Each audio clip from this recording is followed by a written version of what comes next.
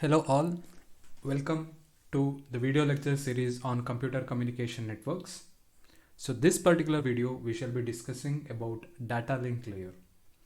So the TCP/IP protocol suite has defined 5 different layers with respect to the different functionalities that need to be accomplished in order to enable the meaningful communication between the two end system, basically a computer. So very specific with respect to data link layer, there are no specific protocols that has been defined in TCP/IP model, and as well as for the physical layer. So these two layers, that is physical layer and data link layer, act as a territories, or they define the territory of the network when they are connected to the outside world. So this network, whether it is wired or wireless network, provides the basic functionality or basic responsibility of offering services to the next higher layer protocols that are part of TCP/IP protocol suite. So there are several standard protocols that are available in the market today. So that is why we discuss data link layer in a subsequent videos. So in this particular video, we will be having an introduction towards the general structure, general responsibilities, and the common issues that data link layer will be addressing. Initially, we will discuss about the concept of links and nodes, then the different services that are provided by data link layer. Then we have a discussion on two types of links that are possible in terms of point-to-point link or the broadcast links. And followed by that, one of the very important concept with respect to addressing as well as the routing of information in the network using a link layer addressing. And then we have address resolution protocol, which explains how exactly knowing an IP address, how to compute the physical address or the data link layer address. So let us begin this video. So first and foremost thing about data link layer is that we need to understand how exactly the communication happens at a data link layer.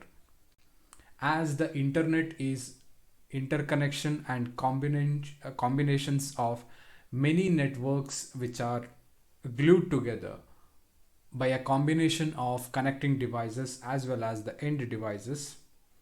Connecting devices in terms of routers and switches, a packet from source to the destination need to pass through many networks, one or more networks.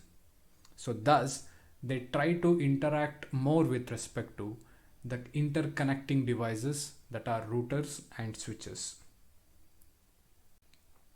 So now we shall consider a ideal scenario wherein the communication, how exactly the communication happens at data link layer.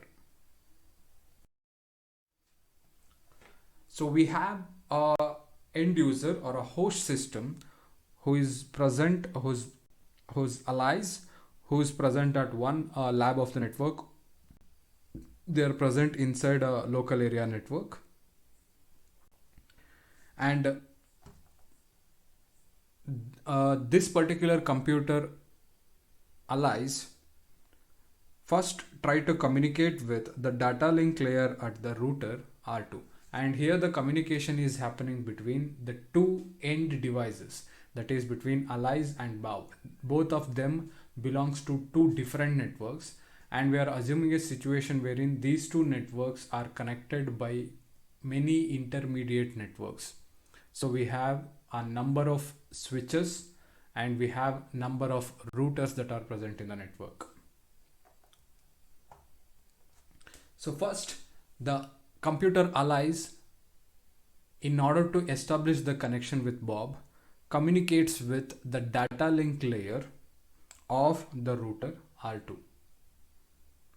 So here the box structure indicates a link layer switch, which is active at physical layer as well as at the data link layer, and the router is active at three layers, that is physical layer, data link layer, and the network layer. So the link layer switch can communicate only to the data link layer of the router. So it allies communicates through the link layer switch to the data link layer of the R2 in order to get the exact outgoing link on which the data should be forwarded so that it can reach the end system Bob. The router R2, the data link layer at router R2 will next communicate to the next network that is present through our router R4. And this goes on until it reaches the end system, that is Bob. So all of these layers or all of these interconnecting devices, the communication happens only at the data link layer. So finally the router 7, the data link layer of router 7 will communicate with the data link layer of the Bob's computer. So from source to destination, only the data link layer is involved in the communication. So thus two data link layers at each individual devices, a pair of devices, the communication happens. The allies and Bob's computers are connected to single network. So thus each individual router will take input from one network and sends it to the another network. All of this while the switches are involved in the data link layer communication.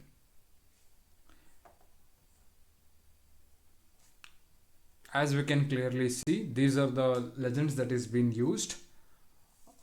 We have a LAN switch that is present inside a network. Then we have a router which connects two different networks. Then we have wide area switch which enables connection between a large networks to enable the internet services, which takes into consideration the services provided by ISPs, that is international service providers, and through which the data packets passes through the multiple networks in order to reach the end devices. So as I've already told, the data link layer of the allies communicates with the data link layer of the router R2 first.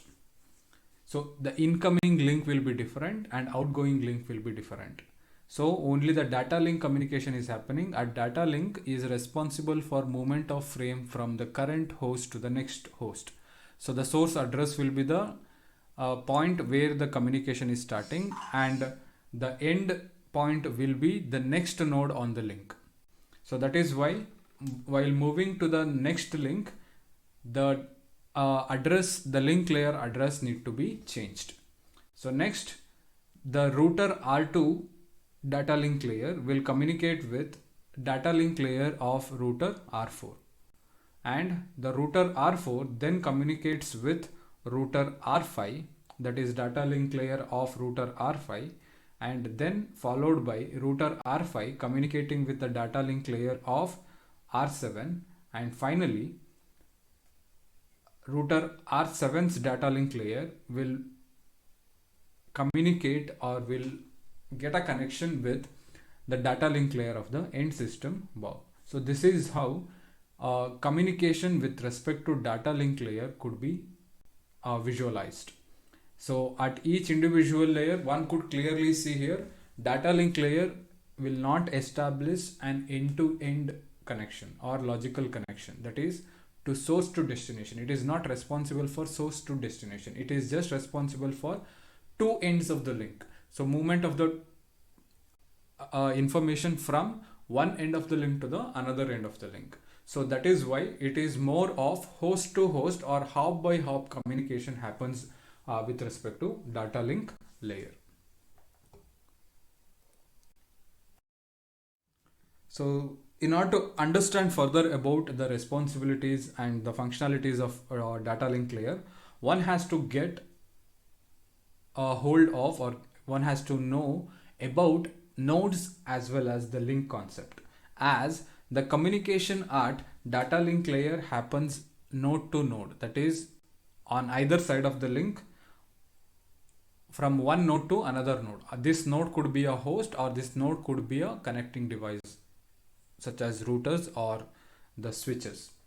A data unit from one point in the internet has to pass through many networks, that is a combination of multiple LANs as well as WANs, that is local area networks and wide area networks, in order to reach the end points which are connected by routers here.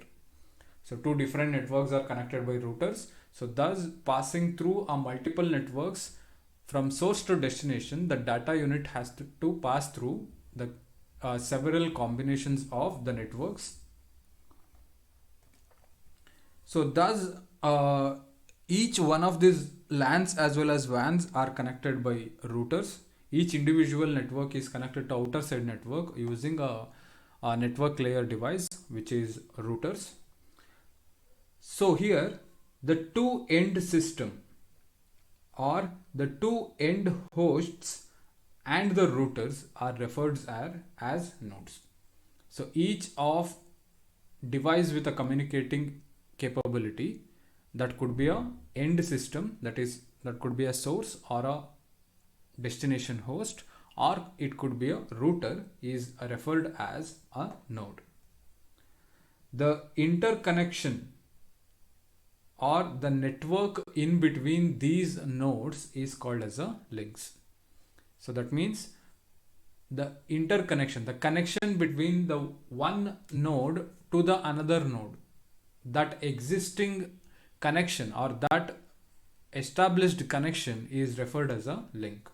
It could be a network also. So thus any data packet or data unit that is passing through the network will pass through the combination of nodes as well as links. Link is an entity which connect two nodes. So these nodes could be a end system hosts or it could be a router.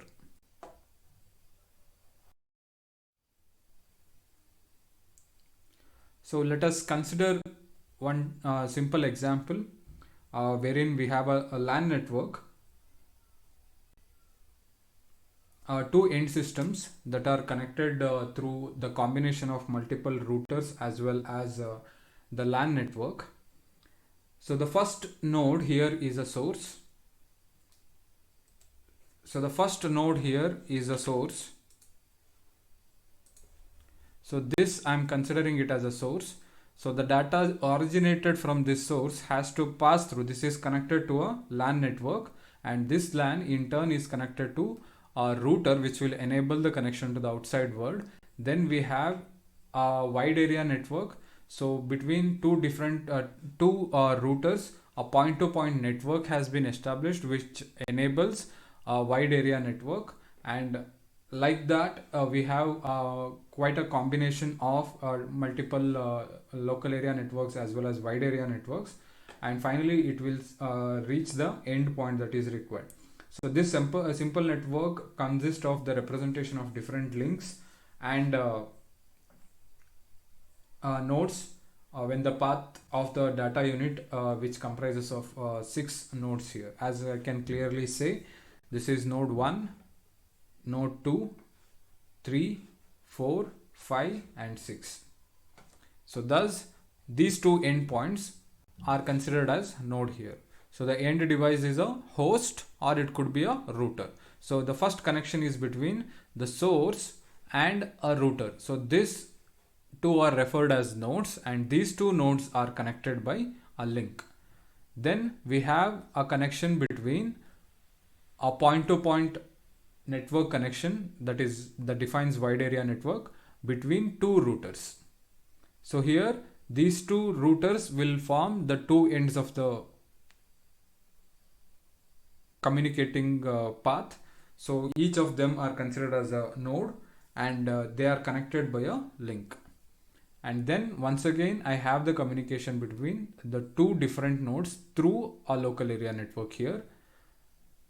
Similarly, the final one will be the destination system. As one can clearly see, I have 6 nodes: 1, 2, 3, 4, 5 and 6, and I have 5 links. 1, 2, 3, 4 and 5 links are available.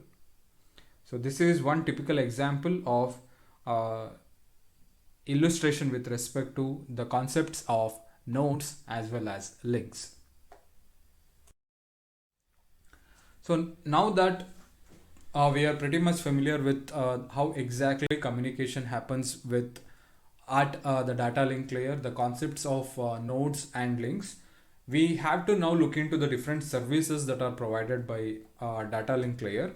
So the data link layer is located above the physical layer and below the network layer. So thus the data link layer offers services to the upper layer, that is network layer, and it receives the service from the lower layer, that is the physical layer.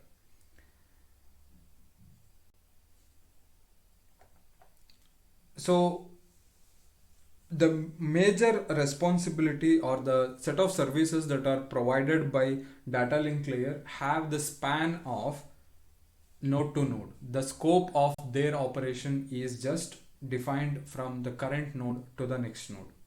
So when the packet is traveling in the internet, the data link layer of the node, which could be a host or it could be a router, is responsible for transfer of the datagram from the current node to the next node in the path. So thus the data link layer of the sending node need to encapsulate the datagram received from the network layer inside a frame, which is a data unit at the data link layer. So it receives a datagram from the network layer and it encapsulates the datagram inside a frame, and it transfers that particular frame to the next node in the link.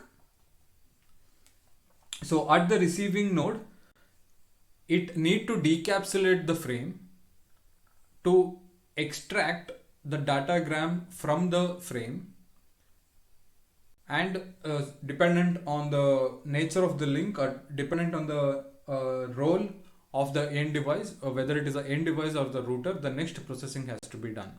If it is an end device, the datagram that is decapsulated from the frame will be delivered to the next network layer.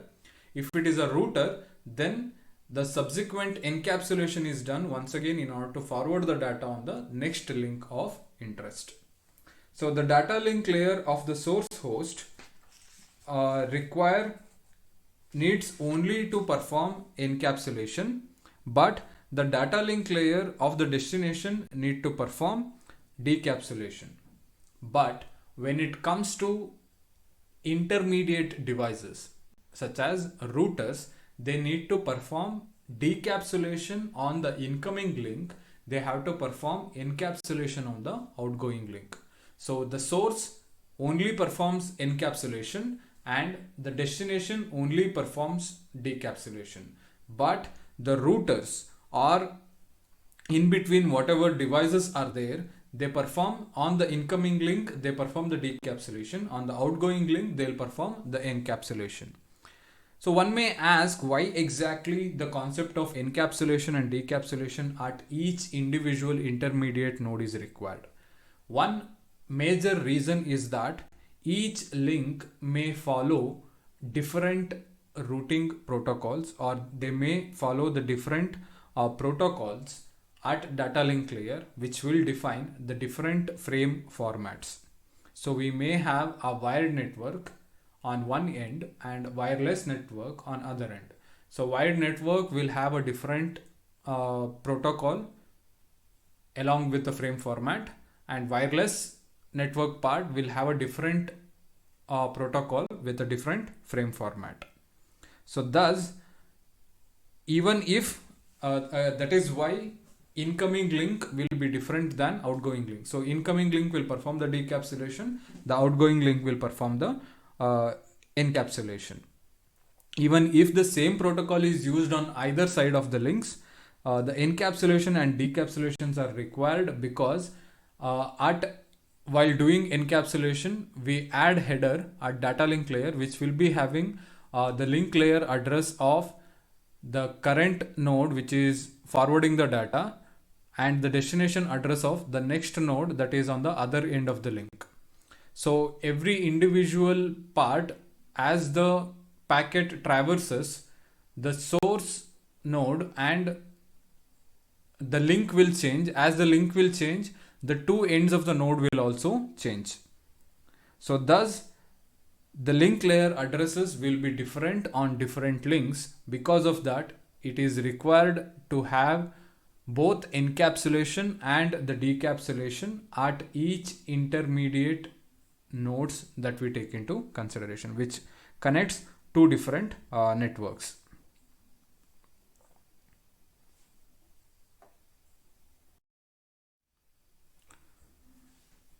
In order to just exemplify how exactly services happens, we take this simple network wherein we have only 3 devices. So we have 3 nodes and we have 2 links. So here we have considered a link of type 1 between a source and a router, and link type 2 between a router and a destination. So there is only one router that exists between the source and destination here. So the datagram received by the data link layer of the source host is encapsulated in a frame with the source link layer address of source link layer address, and destination link layer address will be of that of the router. So this will become the source when the data is initially sent from the source to the router. So this is the starting point and this is the ending point. So I'll be having in the data link layer header the source address and the router's address. So source address is the starting point and router address is the ending point. Once I receive the data at router, while sending the data out at the second link, this will become the starting point. Router will become the starting point and this will become the end point. Clear? So on that note, here the encapsulation is done at source and decapsulation is done at destination. But in the router, while incoming datagram or incoming frame, I'll perform the decapsulation, and on the outgoing link, I'll perform the encapsulation. Let us look into this. So I receive a datagram from the network layer at the source, and I encapsulate this particular datagram inside a frame at the data link layer. And this is sent over a link of type 1. In the encapsulation process, I'll add a header information, which basically will be having the link layer addresses of the last point that frame visited and the next point the frame will be visiting. So here the last point it visited was source, and the next point it will be visiting is a router, and it is received at the data link layer of the router. Here, since it is the end point as per the frame destination link address, it is been specified. So it will now check its routing table in order to forward the data on the other link so that it can reach the intended destination. So that is why the decapsulation is done at the data link layer of the incoming link, and we get a datagram which is at the network layer. So that particular datagram once again is encapsulated inside the data link layer of outgoing link of the router.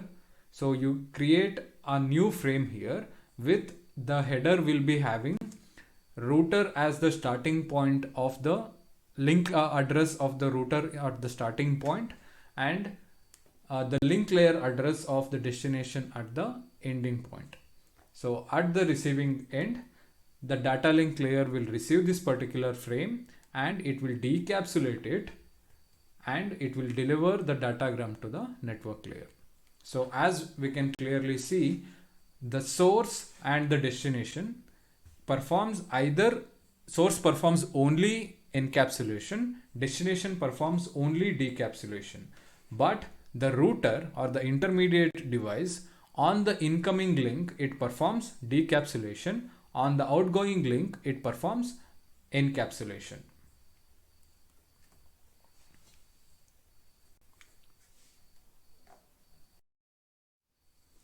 So the services that are offered by data link layer includes, the first one is referred as framing.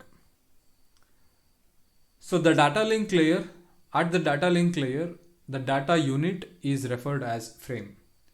At each individual node, the data link layer receives the datagram from the network layer and it need to encapsulate this particular datagram from the network layer inside a frame before sending it to the next node. So thus it need to perform the two functions we'll consider, services we consider is framing and flow control. First, the data link layer at each individual nodes receives a datagram from the network layer and it performs encapsulation of the datagram inside a frame before sending it to the next node on the link. And at the receiving end, the node need to decapsulate this datagram from the frame received before delivering it to the next upper layer. So based on the requirements and based on the implementations or different protocols that is being used, the different data link layers can have a different formats. So they can have both header as well as trailer.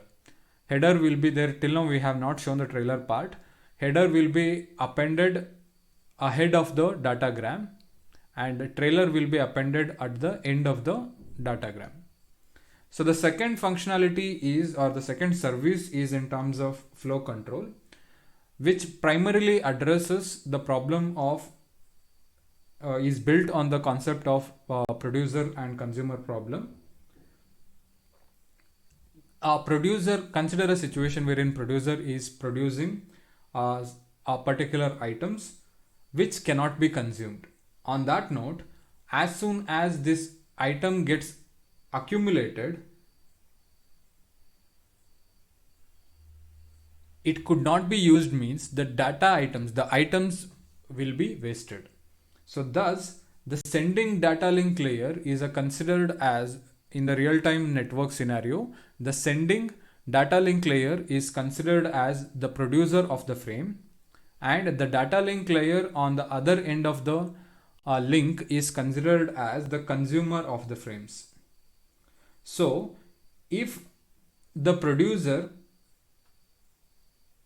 the rate at which the frames are generated at the producer end is higher than the rate of consumed frames, then at the receiving end the frames need to be buffered. So they need to be stored until the processing begins. For example, if source is sending frames at a rate of 10 frames per second, but the receiving node can process the frames only at the rate of 5 frames per second. So that then at first second there are 10 frames that are generated and sent by the source, but your receiving node can perform the operation of processing of only 5 frames per any given second. So there are other 5 frames that are left out. So these 5 frames need to be stored. For that we will be making use of buffers. So it is not possible to have unlimited buffer size on the receiving side. For that case, we have two options or two choices. First choice is to allow the receiving data link layer to drop the frames once its buffer is full.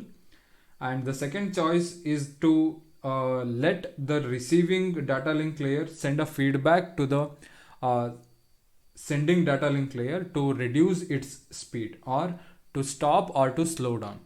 So there are different protocols have been used with different strategies to employ this. So this mechanism is considered as the flow control, which monitors the rate of production to the rate of consuming, rate of production at source, and the rate of consumptions of frames at the receiving end. So this coordination between the producer and consumer is basically established by the flow control mechanism. So the same functionality, same service has been listed in the transport layer also. The basic difference is that the flow control here is implemented is on just the two ends of the link, the current node and the next node. But when it comes to the transport layer is end to end, that is source to destination. The flow control is provided between source and the destination, but here it is the current node to the next node. That could be source and a router, or it could be router and a router, or it could be a router and a destination.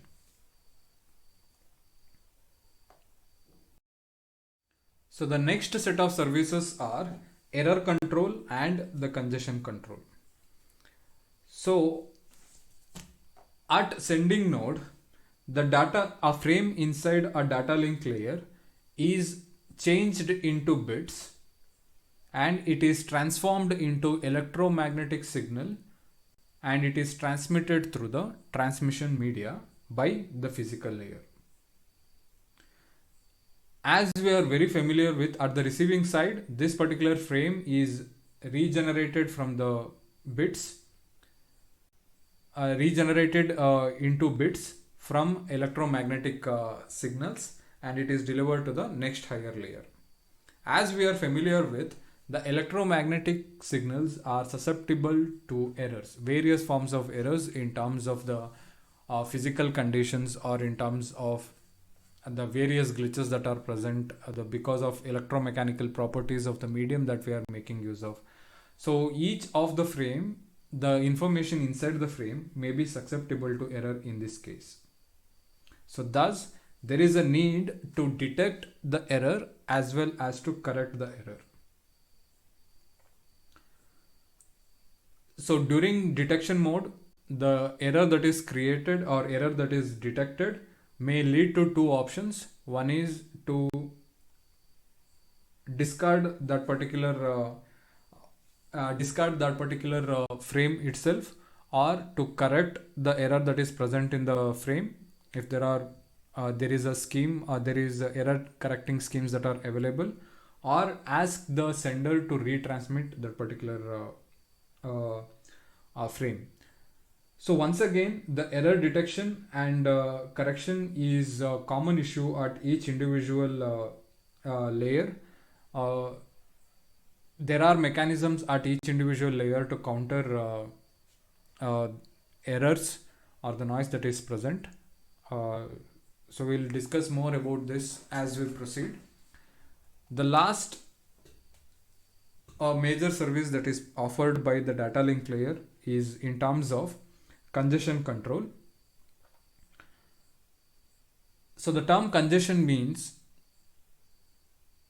overloading the capacity of the links that we are making use of. If the link can carry 10 frames at any given time, if we are trying to send more than 10 frames, then we say that that particular link is congested. So although the links may be congested with the frames, this will result in the frame loss, and many data link layer protocols directly do not use the congestion control to counter the congestion, but some of the wide area networks do have mechanisms to counter it.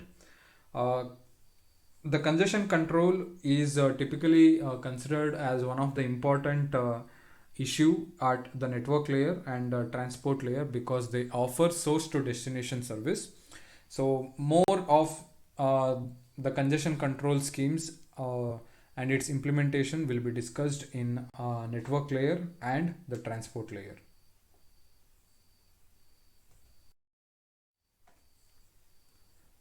Coming to the next concept that we need to discuss is the different categories of the links that are present.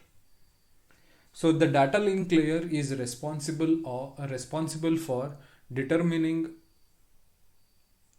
as well as controlling how exactly the medium is used. That is, medium is nothing but the link that is used. Here the link could be a wired one or a wireless one. So each of this transmission medium has a different characteristics, different bounds or different properties by themselves.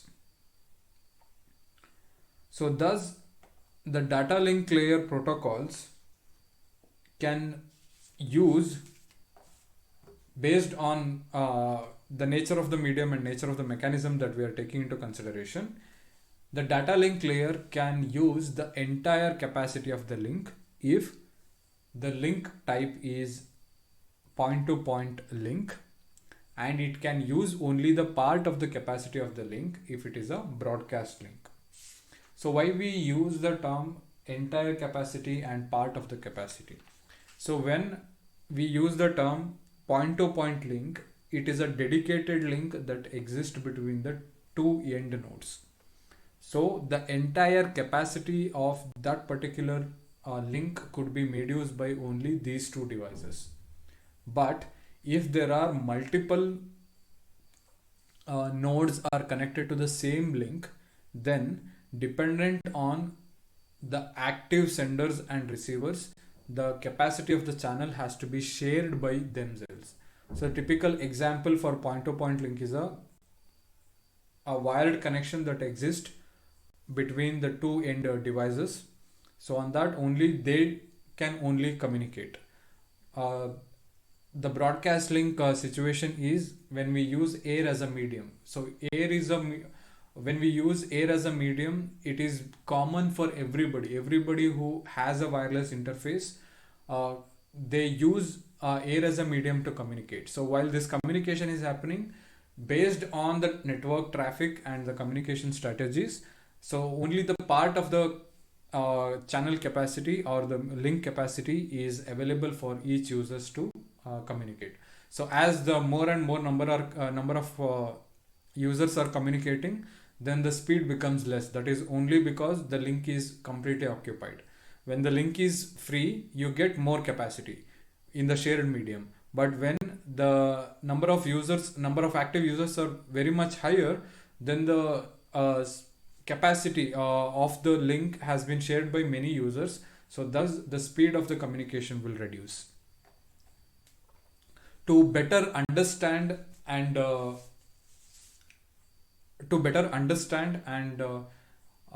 distinguish the services that are offered by the data link layer based on these two categories of the link, the data link layer is subdivided into two layers. So one is the data link control layer and the second one is media access layer. So the data link control layer offers all the nominal services that we have discussed, that is framing, error control, flow control and congestion control. And the media access control sublayer deals with the mechanisms and strategies that are required to control or monitor the medium that is being used. So first we shall consider a broadcast link. Since in the broadcast link we need to have control over how the medium is used, so we will be having the two sublayers in the broadcast link. When we use the broadcast link for the communication, then we need to have media access control, which are very specific with respect to broadcast link, which deals with the monitoring and controlling of the link. And we have data link control sublayer, which has the basic functionalities of basic services that are offered by the data link layer. But the interesting point with respect to point link is that here we don't have media access control sublayer, because the medium or the transmission medium or the link entire capacity is given only to the two end devices. They are not sharing that particular link with anybody else. So that is a dedicated link between those two nodes. So that is why it is not required to monitor the uh, uh, monitor that particular link. So that is why the media access control sublayer is absent in point-to-point link. So it will have only the functionality of the data link control sublayer. So in broadcast link we have two sublayers, that is data link control sublayer and media access control sublayer. But the data link layer of the point-to-point links will have only the services that are offered by the data link control sublayer.